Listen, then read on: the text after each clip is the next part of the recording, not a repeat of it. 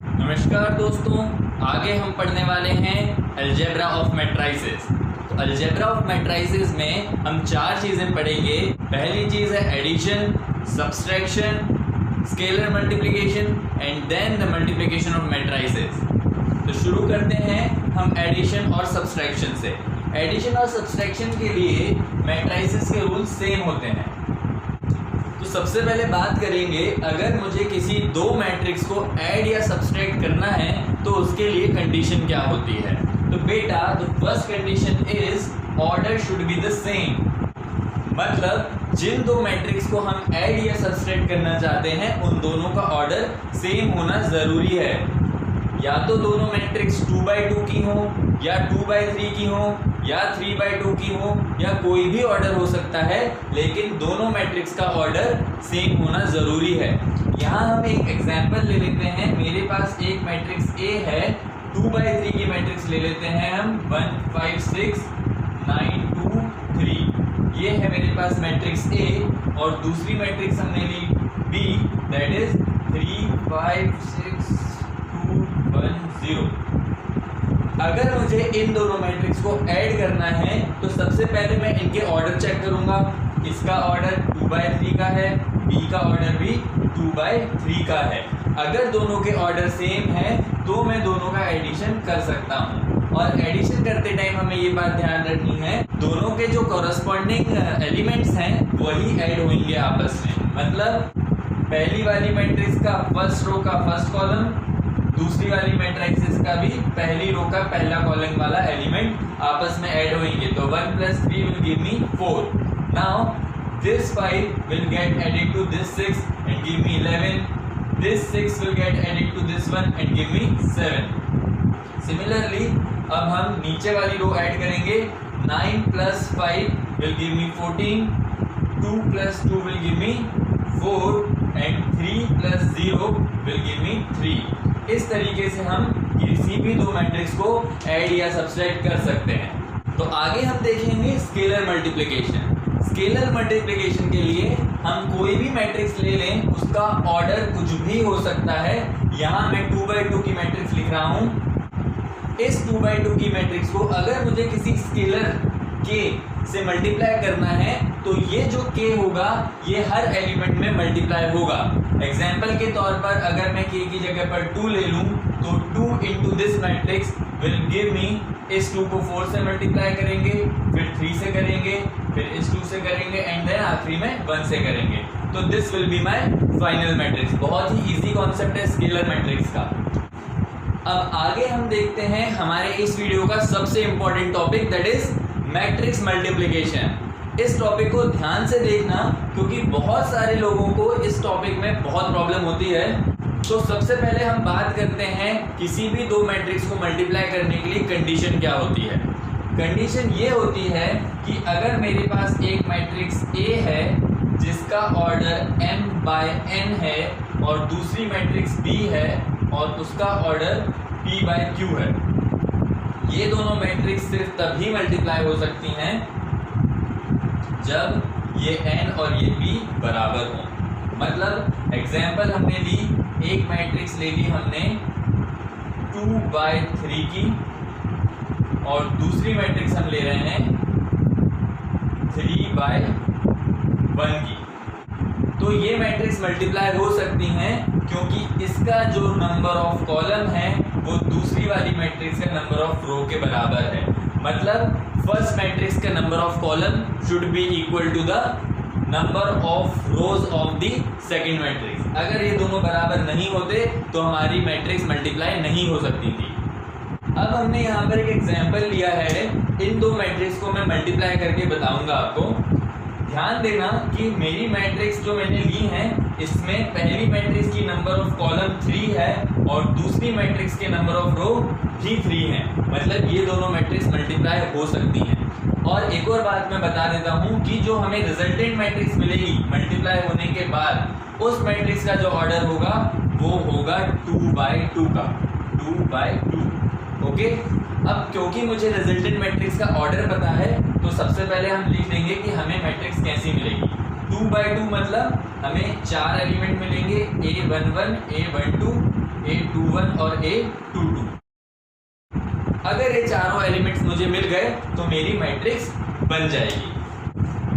अब ये चार एलिमेंट्स कैसे निकलेंगे देखना। सबसे पहले हम पहली वाली मैट्रिक्स की रो लेंगे और दूसरी वाली मैट्रिक्स का कॉलम लेंगे। अब पहली वाली रो के इन तीनों एलिमेंट्स को मल्टीप्लाई करेंगे दूसरी वाली मैट्रिक्स के इन तीनों एलिमेंट्स से। मतलब 2 को 1 से मल्टीप्लाई करा, 3 को 2 से मल्टीप्लाई करा और 2 को 3 से मल्टीप्लाई करा। इन तीनों को ऐड कर देंगे तो हमें पहला एलिमेंट मिल जाएगा।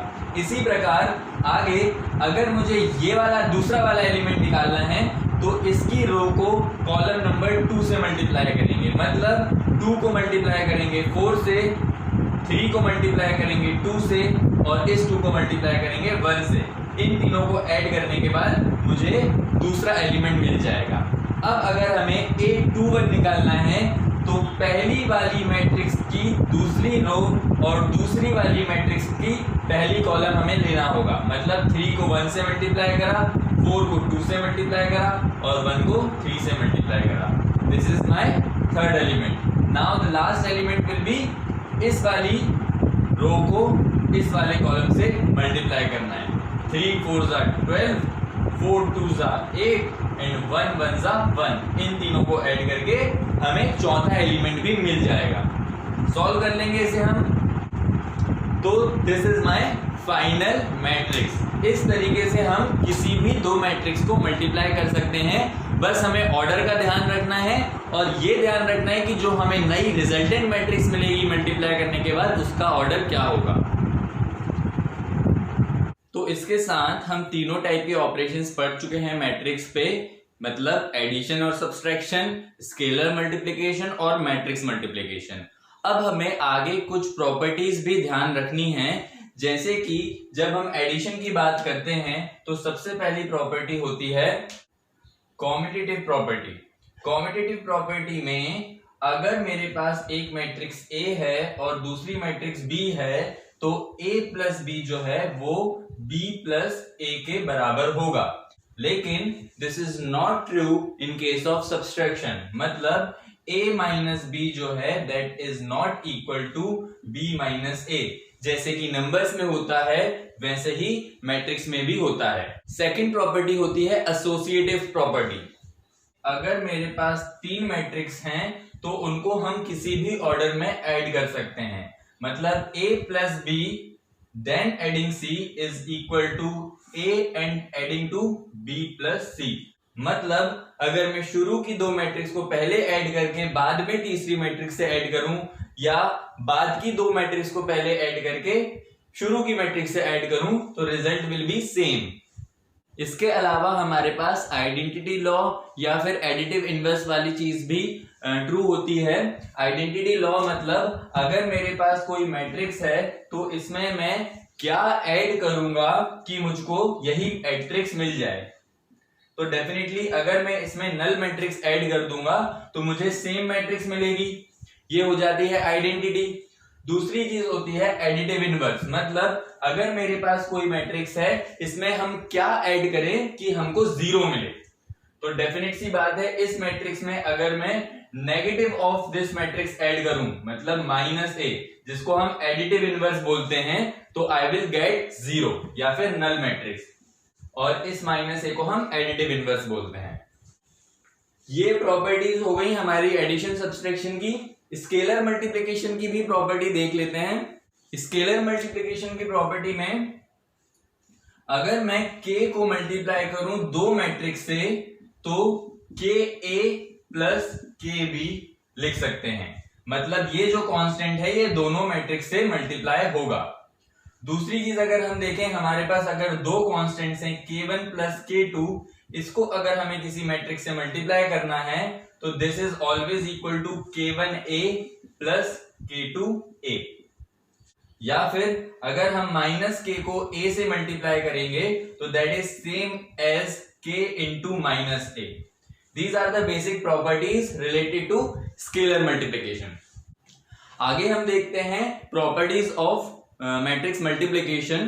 तो सबसे पहले अगर हम बात करें कॉम्यूटेटिव प्रॉपर्टी की तो मल्टीप्लिकेशन में कॉम्यूटेटिव प्रॉपर्टी होल्ड नहीं करती। मतलब अगर हम किसी मैट्रिक्स को मल्टीप्लाई करें a इंटू बी तो that is not same as b into A. हम ऑलरेडी देख चुके हैं कि अगर हम किसी दो मैट्रिक्स को मल्टीप्लाई करते हैं तो सबसे पहले हमें उसका ऑर्डर देखना पड़ता है। तो बहुत सारे केस में तो ये चीज होल्ड ही नहीं करती, मतलब पॉसिबल ही नहीं होता। जैसे कि अगर हम देखें एक मैट्रिक्स मेरे पास है 2 क्रॉस 3 की, है ना, और दूसरी मैट्रिक्स मेरे पास है 3 क्रॉस 4 की, ठीक है।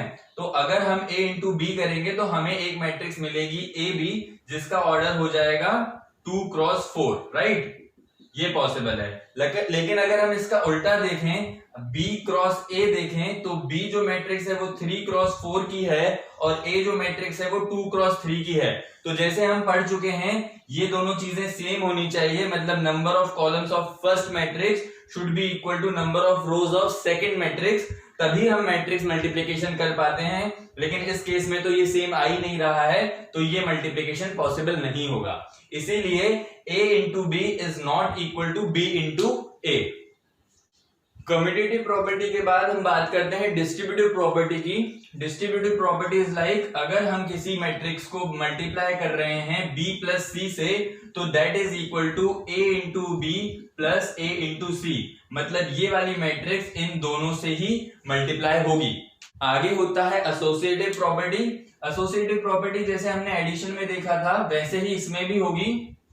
मतलब अगर मेरे पास तीन मैट्रिक्स हैं a b और c तो a into B C is same as A B into C, ये होती है एसोसिएटिव प्रॉपर्टी।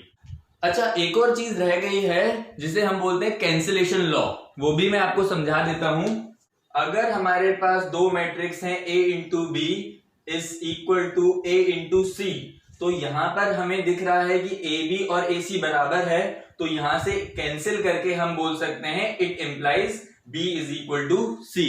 और यही कैंसिलेशन लॉ एडिशन में भी होता है, हमने लिखा नहीं था, मैं बता देता हूं। अगर मेरे पास है a plus B is equal to a plus C, तो I can write this implies that b is equal to C, मतलब a से a कैंसिल हो गया है। This is cancellation law. तो इसी के साथ हमारा मैट्रिक्स ऑपरेशन या फिर अलजेब्रा ऑफ मैट्रिक्स खत्म होता है।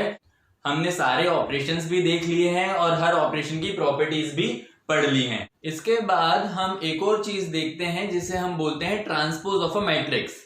सबसे पहली बात तो यह है कि ट्रांसपोज किसी भी ऑर्डर की मैट्रिक्स का निकाला जा सकता है, लेकिन जिस भी ऑर्डर की मैट्रिक्स का हम ट्रांसपोज निकालते हैं, जो ट्रांसपोज होता है उसका ऑर्डर रिवर्स हो जाता है।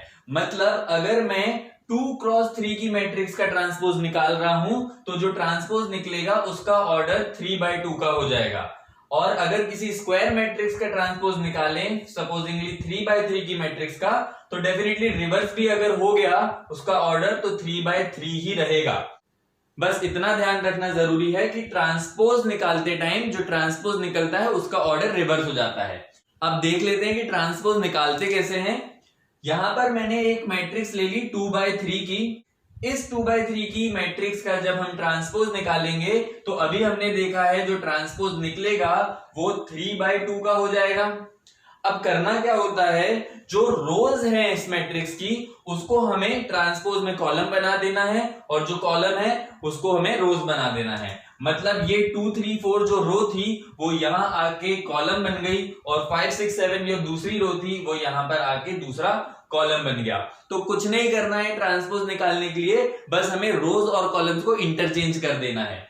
एक और एग्जांपल ले लेते हैं हम स्क्वायर मैट्रिक्स का 1 2 5 3 6 9 8 7 2। ये मेरी मैट्रिक्स A है। जो ट्रांसपोज होता है उसको हम AT से डिनोट करते हैं, तो जो ट्रांसपोज हो जाएगा बेटा वो भी 3/3 का रहेगा। 1 2 5 ये जो रो थी यहां पर आके कॉलम बन गया, दूसरा कॉलम देखेंगे तो 3 6 9 एंड तीसरा कॉलम देखेंगे तो 8 7 2। तो ये जो है मेरा ट्रांसपोज निकल गया है। अगर हम रो को कॉलम में लिखेंगे तो अपने आप जो कॉलम्स थे वो रो बन जाएंगे। देखो 1 3 8 कॉलम था, यहां पर 1 3 8 रो हो गई है, 2 6 7 रो बन गई, 5 9 2 रो बन गई। तो आई होप बहुत ही सिंपल सा टॉपिक था ट्रांसपोज निकालना। ट्रांसपोज निकालना तो बहुत आसान है, लेकिन कुछ प्रॉपर्टीज भी हम इसकी देख लेते हैं कि ट्रांसपोज की प्रॉपर्टीज क्या क्या होती हैं।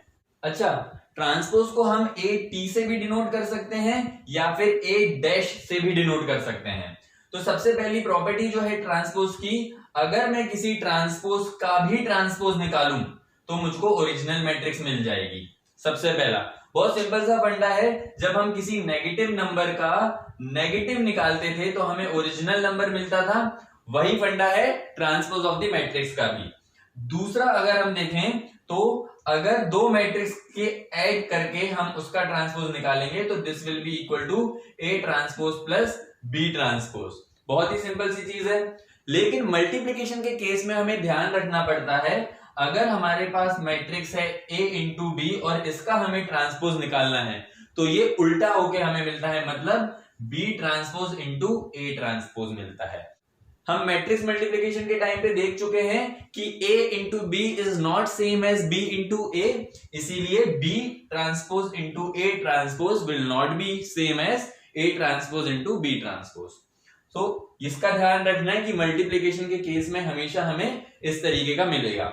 अगर तीन एलिमेंट्स होते, मतलब a b c का ट्रांसपोज निकालना होता तो this would be equal to c transpose into b transpose into a transpose, मतलब बस उल्टे साइड से हमें मल्टीप्लाई करते हुए चलना होता है।